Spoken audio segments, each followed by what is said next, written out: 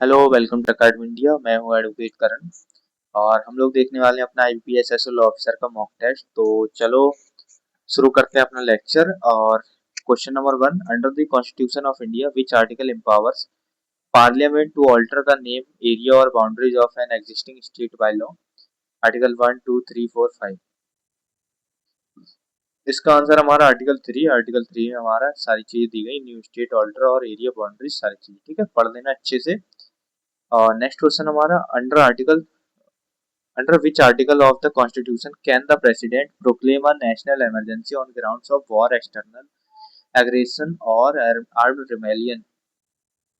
Article 352, article 356, 360 या फिर 368 या फिर 370। तो सिंपल सा क्वेश्चन है। आर्टिकल 352 में इमरजेंसी डिक्लेयर की जाती है, नेशनल इमरजेंसी। और 356 में स्टेट इमरजेंसी, 360 में फाइनेंशियल इमरजेंसी। अब एक क्वेश्चन मेरा ये भी कि आज तक हमारे देश में फाइनेंशियल इमरजेंसी कितनी बार लगी है? कमेंट में देना आंसर। अभी देखता हूँ तुम्हारी जीके कितनी मजबूत है, पॉलिटी कितनी मजबूत है। नेक्स्ट क्वेश्चन है, under which constitution provides protection against double jeopardy and self incrimination to a person accused of an offense? 14, article 19, article 20, 21 या फिर 22। ओके, तो इसका आंसर हमारा आर्टिकल 20, जो कि ये सारी चीजें करता है। ठीक है, पढ़ लेना बहुत अच्छे से। नॉन एक्सपेक्टेड और jeopardy और no compulsion. Next question, under the Constitution of India, which article provides for the constitution of a finance commission every 5 years to recommend distribution of revenue between state, union and states? Article 275, Article 280, Article 282, 292, 300। Answer दो। Okay, तो इसका answer हमारा article 280। Okay, next question हमारा, under BNS, which section of the for the first time defines and penalizes the offense of organized crime? तो इसका answer आप लोग दो। 103, 109, 111, 113 या फिर 120। और इस सेक्शन वाइज भी क्वेश्चन इसलिए डाल रहा हूँ क्योंकि आपसे अगर डायरेक्टली क्वेश्चन पूछ लिए उन्होंने सेक्शन वाइज, तो आप क्या करोगे? तो आपको सेक्शन तो याद होने चाहिए, तो 1-2 नंबर आपका जरूर बढ़ेगा ही बढ़ेगा, बल्कि 5 नंबर बढ़ेंगे अगर आपको सेक्शन अच्छे, जो बेसिक बेसिक सेक्शन है, इंपॉर्टेंट सेक्शन है, वो याद होते हैं तो। ओके, तो इसका आंसर हमारा सेक्शन 111। और टेलीग्राम पे ज्वाइन हो जाना, वहीं पर तुम्हें ये पीपीटी मिल जाएगी प्रैक्टिस करने के लिए। ठीक है, और नेक्स्ट क्वेश्चन है, under the BNS acts endangering to the sovereignty, unity and integrity of India, the reframed provision replacing sedition. तो ये कई बार बता भी चुका हूँ, तो इस पे ज्यादा टाइम बर्बाद नहीं करूंगा। ठीक है, तो इसका आंसर हमारा 152। और ये हमारा आईपीएस लॉ ऑफिसर का बंडल है, प्रिपरेशन बंडल। और इसमें हमारे नोट्स होंगे सारे सब्जेक्ट वाइज, इंपॉर्टेंट एमसीक्यू होंगे, 20 फुल मॉक टेस्ट होंगे, 100 ईच। और इसमें बैंकिंग लॉ पे मोस्टली फोकस किया गया है, तो आपको अगर ये चाहिए तो आपको 349 में मिल जाएगा, क्योंकि उसके बाद जब 50 कैंडिडेट्स पूरे हो जाएंगे तो फिर उसके बाद में 399 का हो जाएगी। तो जब तक ऑफर है तब तक आप ले लो फटाफट से।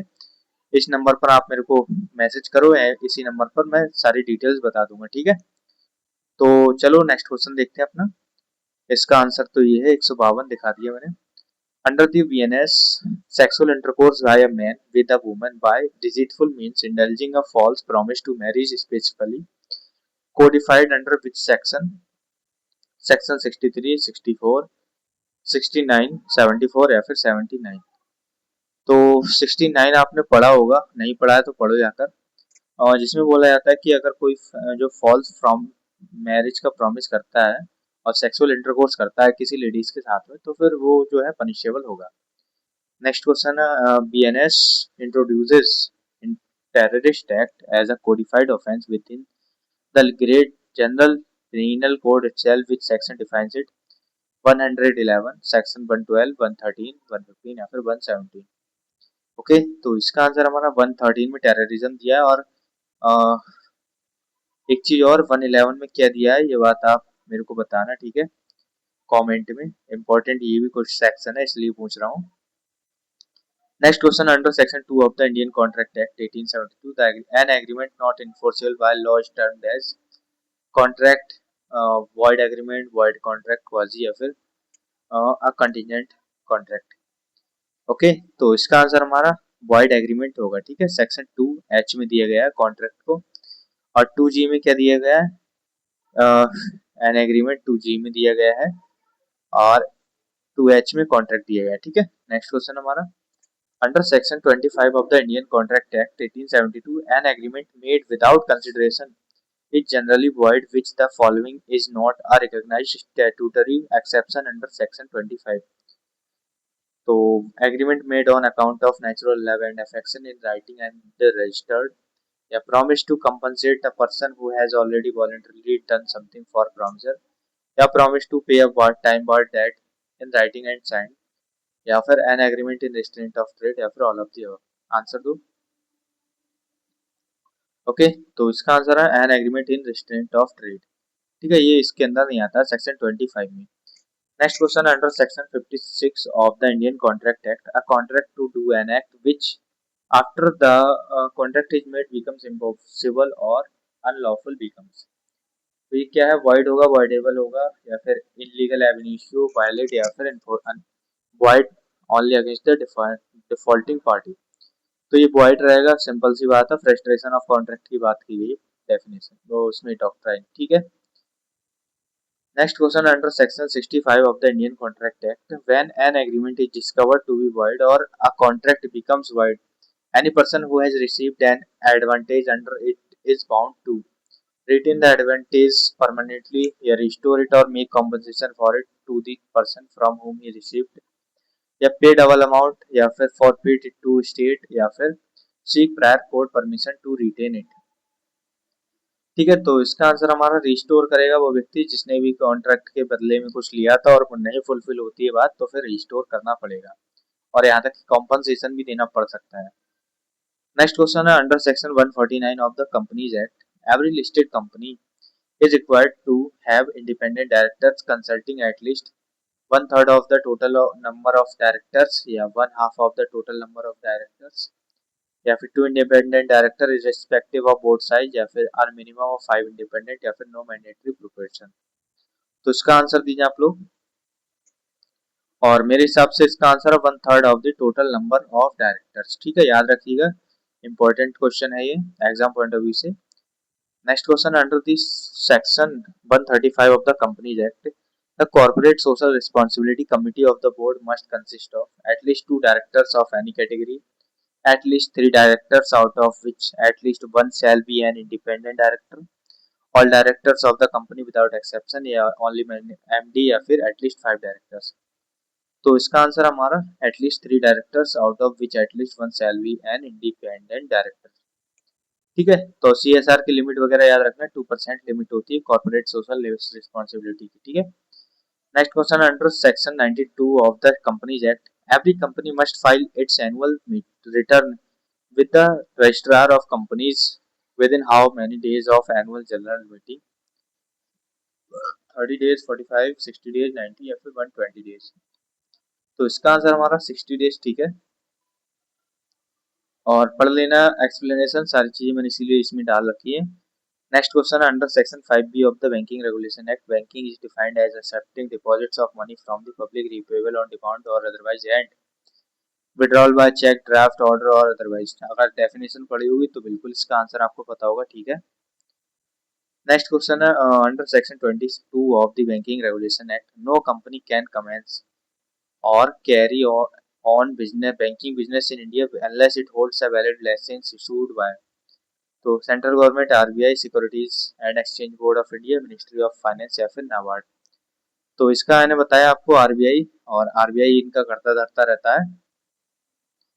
Next question, under section 35A of the banking regulation act, the Reserve Bank of India is empowered to issue directions to banking companies primarily to fix interest rates uniformly across all banks, act in the public interest, or to prevent affairs from being conducted in a manner detrimental to depositors' interest, or to secure proper management, या only during a declared emergency, या फिर regulate foreign exchange transaction exclusively, या फिर only with prior central government approval। Okay, तो इसका answer हमारा B है। पढ़ लेना बहुत अच्छे से, इसको याद रखना। ठीक है, इंपॉर्टेंट है। नेक्स्ट क्वेश्चन हमारा, under section 22 of the RBI act, the RBI has sole right to issue bank notes in India, और यही इसका आंसर है, बिल्कुल ठीक। ठीक है, तो इन पे ज़्यादा टाइम इसलिए नहीं दे रहा हूँ क्योंकि हम कई बार कर भी चुके हैं और यही मोस्टली इंपॉर्टेंट क्वेश्चंस होते हैं और डीपली इतने नहीं पूछे जाते, बस सेक्शन वाइज ज़्यादा पूछे जाते हैं इसमें आईबीपीएस के क्वेश्चन एग्जाम में। ठीक है, under section 21 of the RBI act, the RBI has the right to transact government business which specifically includes, star mark कर लीजिएगा। ठीक है, undertaking the general banking business of central government, only issuing currency notes, only managing India's foreign exchange reserve, only regulating NBFCs या फिर only conducting monetary policy operations। तो इसका answer हमारा undertaking the general banking business of central government. ठीक है, next question है under section 45 I A of the Reserve Bank of India, a non-banking financial company cannot commence business without obtaining a license from, किससे नहीं, किससे लेंगी, RBI की बात हो रही तो आरबीआई से ही लाइसेंस लेंगी। ठीक है, minimum prescribed minimum net owned fund भी उनका होना चाहिए। ओके, और फंड कितना होना चाहिए ये बात ये पढ़ना एक बार सेक्शन 45 आई ए, इसमें पता लग जाएगा आपको। ठीक है, याद रखना इंपॉर्टेंट है। Next question under section 6 of the NI Act, a check is a bill of exchange drawn on a specified banker and payable on a future date, या not expressly to be payable otherwise than on demand, या payable to bearer only, always required to be crossed, या फिर payable only in installments। Answer दो आप लोग इसका। Okay, तो इसका आंसर हमारा not express to be payable otherwise than on demand, जब तक डिमांड नहीं की जाएगी तब तक पेबल नहीं है। Next question under section 138 of the NI act, dishonour of cheque for insufficiency of funds, कहाँ और is an offence within how many days of receiving information of dishonor must the pay issue a demand notice to drawer, 50 days, 30 days, 45, 60 या फिर 90 days।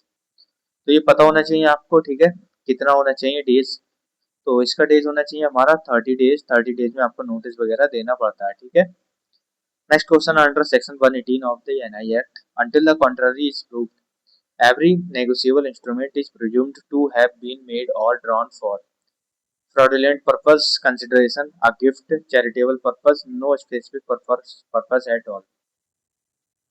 Answer दीजिए। Okay, तो इसका answer हमारा consideration.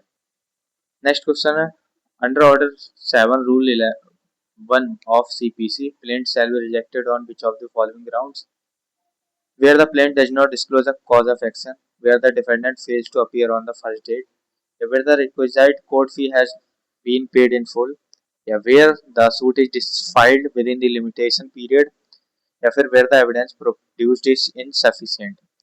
तो आपको याद रखना है कि अगर कॉज ऑफ एक्शन नहीं दिया गया है प्लेंट में तो फिर क्या हो जाएगा, प्लेंट रिजेक्ट हो जाएगा। ठीक है, नेक्स्ट क्वेश्चन अंडर सेक्शन 9, ये वाला मत पढ़ो, ये वाला बहुत बार पढ़ चुके हैं, फिर भी मैं बता देता हूँ, इसमें एक्सप्रेसली और इम्प्लाइडली बार्ड वाली बात है। ठीक है,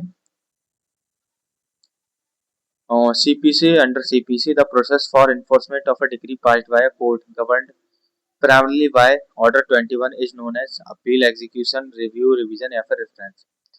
तो इसको क्या बोलोगे, इसको बोलोगे आप एग्जीक्यूशन। ठीक है, एग्जीक्यूशन ऑफ डिग्री आपने सुना भी होगा और यही एग्जीक्यूशन ऑफ डिग्री है ऑर्डर 21। ठीक है, नेक्स्ट क्वेश्चन हमारा under the BSA the definition of document has been expressly expanded to include electronic and digital records, the definition appears under which provision, 21D या फिर सेक्शन 61 या section 63 या section 63B, 65B या फिर 90।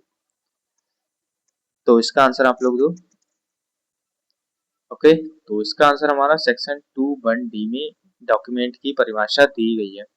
Okay, next question है under section 63 of the BSA corresponding to erstwhile section 65B of Evidence Act, admissibility of electronic records require no certificate at all, या फिर a certificate identifying the electronic record and a manner of its production as per section, या oral testimony of witness, या only notarized affidavit, या फिर prior approval of the RBI।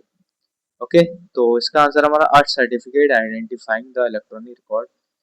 तो जब certificate जरूर चाहिए होता है इलेक्ट्रॉनिक रिकॉर्ड का, बट एक चीज याद रखना, ये पीवी अनवर पीवी वाला जो केस था इसमें ये बात बताई गई थी, ये कैसे याद रखना, ठीक है, इंपॉर्टेंट है एग्जाम पॉइंट ऑफ व्यू से। Okay, next question under the BSA, a confession made by accused person to a police officer is generally always admissible in evidence या inadmissible subject to specified statutory exceptions, admissible only in economic offense cases या admissible only if video recorded या फिर admissible only with prior court permission in every case।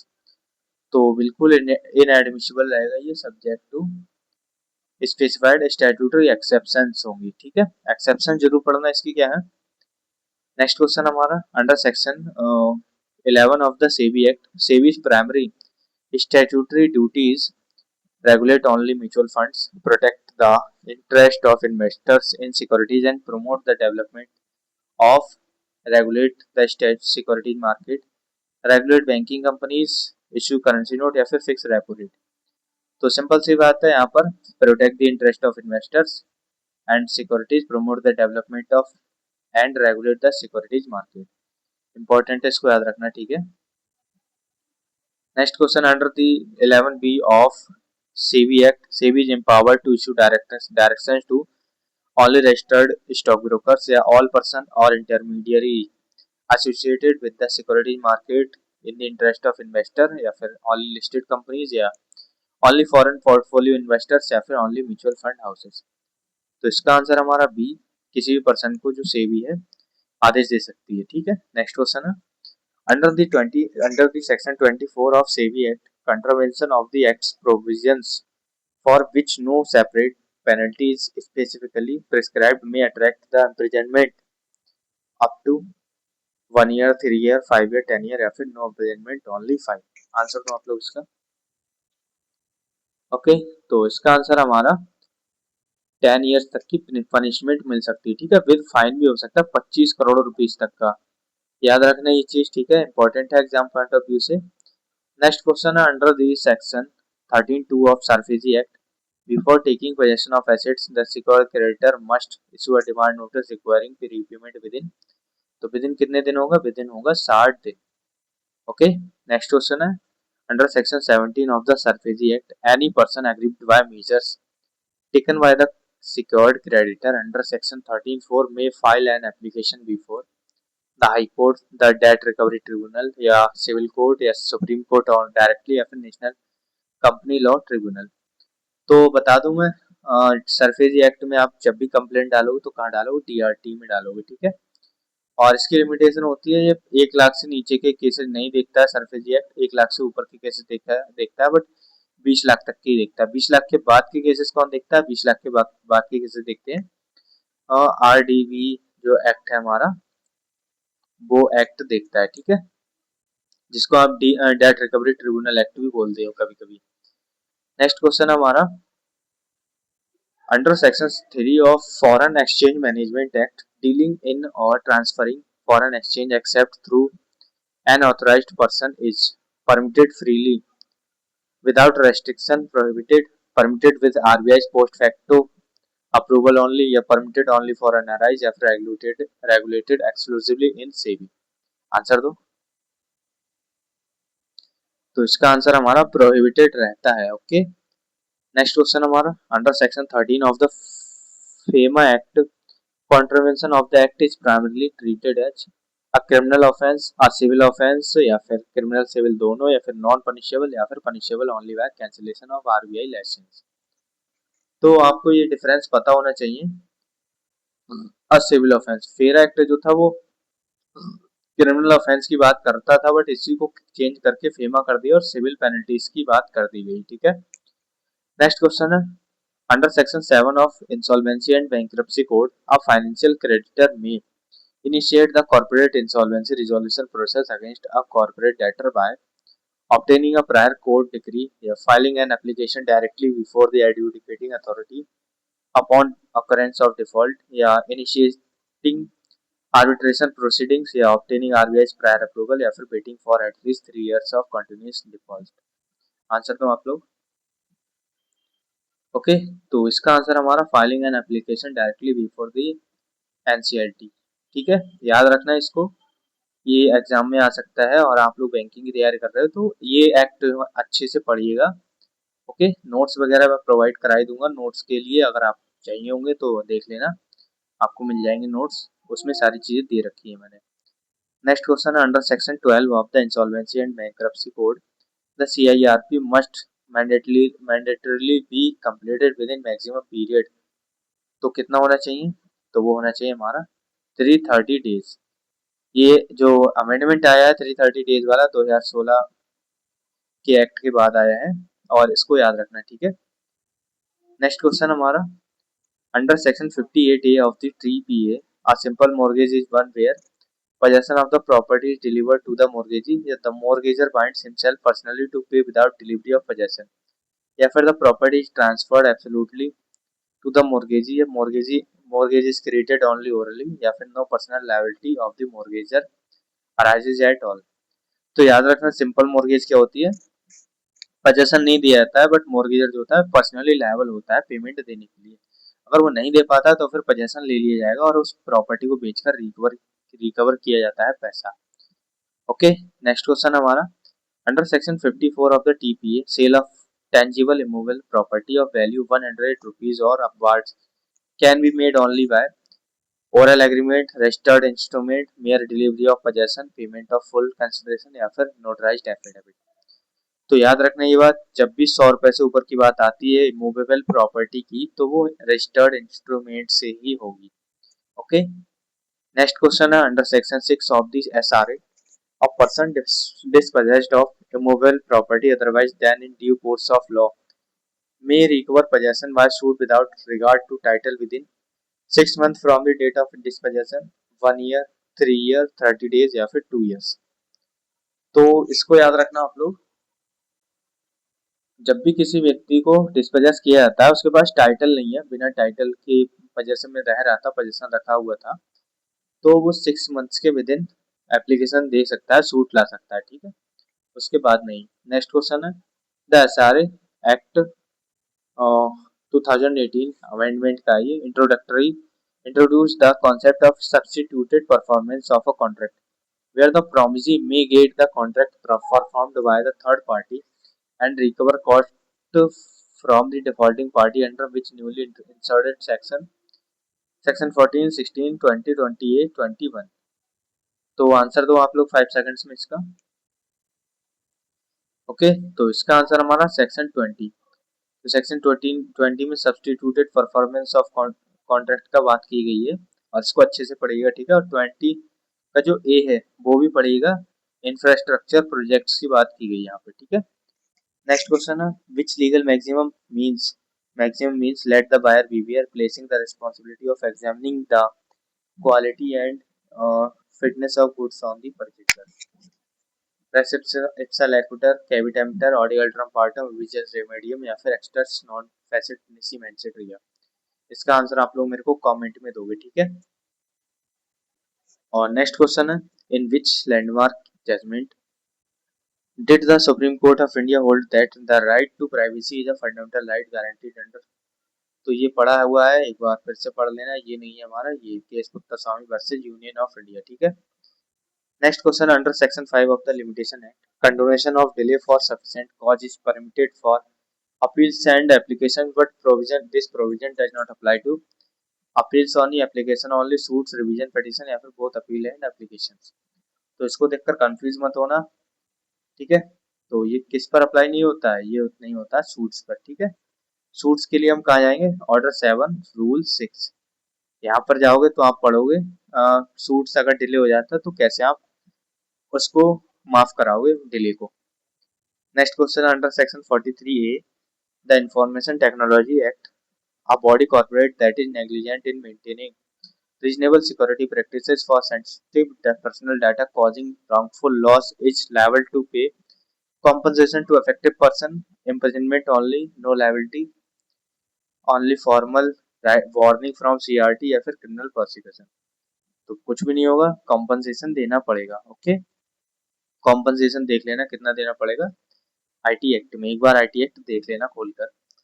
Next question, under the consumer protection act the national consumer dispute redressal commission has pecuniary jurisdiction to entertain complaints where the value of goods paid as consideration exceeds 1 crore, 2 crore, 5 crore, 10 crore या फिर 50 लाख। तो अभी के हिसाब से कितनी है? अभी के हिसाब से हम 10 करोड़ नहीं मानेंगे, 2 करोड़ मानेंगे। 10 करोड़ दी गई थी बट अमेंडमेंट हुए थे, अमेंडमेंट से फिर वो 2 करोड़ फिर से हो गई वापसी, ठीक है। तो याद रखना ये बात, इस चीज में बिल्कुल भी कंफ्यूज मत होना। इसमें 10 करोड़ लिखी है बट थी 2019 वाले एक्ट में यही थी, लेकिन बाद में अमेंडमेंट हुआ फिर से उन्होंने 2 करोड़ रख दी, ठीक है। तो फिर क्या हुआ, 50 लाख डिस्ट्रिक्ट कमीशन की, 50 लाख से 2 करोड़ तक की स्टेट कमीशन की, 2 करोड़ से ऊपर की नेशनल कमीशन की थी, ठीक है।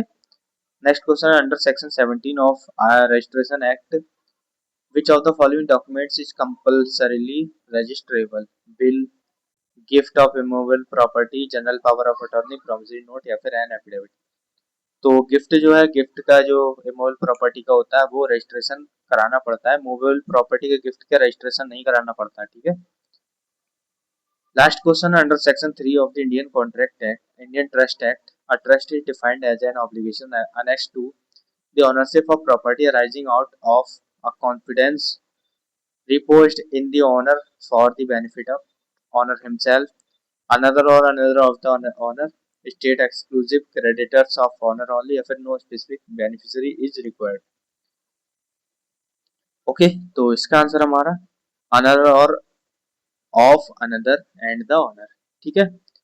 तो आई होप सबको समझ में आएगी होगी वीडियो कैसी लगी बताना, कमेंट में बताना, और आंसर देना जो मैंने पूछे हैं। तीसरी चीज ये, आईपीएस लॉ ऑफिसर प्रिपरेशन का की तैयारी कर रहे हो और आपको नोट्स की नीड है तो बिल्कुल सारे नोट्स ये ले सकते हो, ये सारी चीजें आपको मिल जाएगी। जस्ट 349 में स्पेशल ऑफर चल रहा है अभी, इस नंबर पर व्हाट्सएप कर दो, यहीं पर आपको सारी डिटेल्स मिल जाएंगी, यहीं से परचेज हो जाएंगे नोट्स, ठीक है। तो मिलते हैं नेक्स्ट वीडियो में, तब तक के लिए जय हिंद।